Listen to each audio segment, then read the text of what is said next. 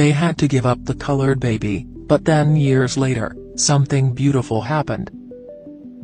It was a Caucasian neighborhood, and the family had gone ahead to adopt a colored baby.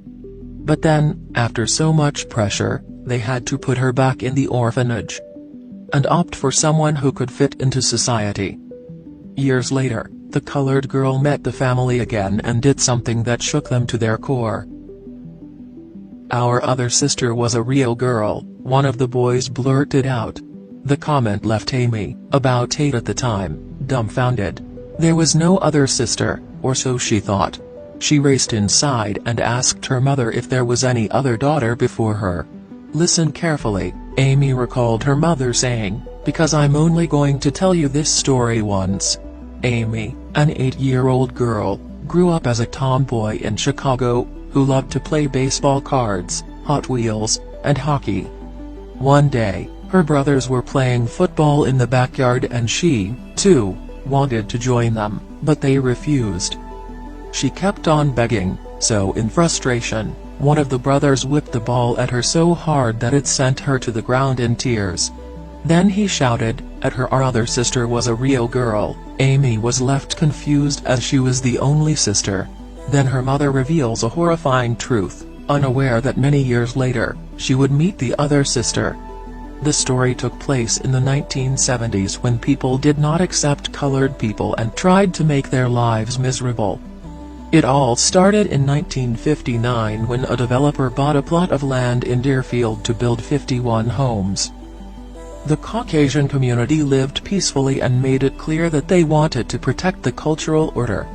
Suddenly, a local pastor receives an anonymous letter and condemned him for stating such a narrow-minded slur and told him to let your children marry one of them and present you with a nice dark brown grandson or daughter. Among those who wanted to see the housing built were Marge Sandberg and her husband, Len, who had moved to Deerfield with their 2 adopted sons in the mid-1950s. But the efforts to get the homes built were unsuccessful. The city ultimately seized the land from the developer and built a park. While the whole community was talking about housing, the Sandbergs were thinking about expanding their family and adopting a daughter. So they hired a lawyer, who found a woman willing to give up her newborn daughter for adoption. However, the couple was stunned when they saw the baby, as she was dark-skinned. "I said at that point that I wasn't going to go forward with it," Mr. Sandberg, now 89, recalled. But her wife protested and even contacted a pastor to convince him to change his mind. However, Mr. Sandberg would not budge, and they had no choice but to give the baby back. Then a few months later, the family adopted an American girl, whom they named Amy. The Sandberg family was living a decent life, but somewhere, the couple felt guilty for their actions. Marge, the mother, kept journal entries saying she thought about the girl every April, the month she was born. Len and Marge got divorced and never spoke about what had happened. Marge, the mother, kept journal entries saying she thought about the girl every April, the month she was born. Len and Marge got divorced and never spoke about what had happened.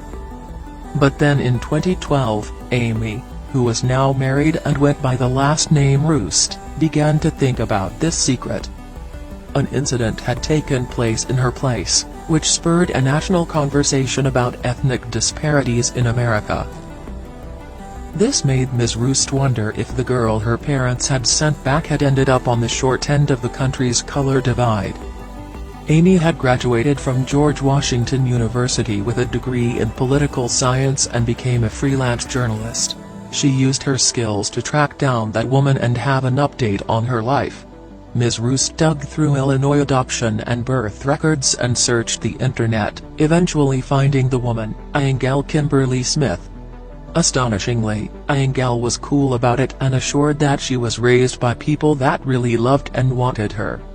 After Sandbergs had given her up, Ms. Smith had landed with a loving couple, Harry and Ruth Smith, who were colored.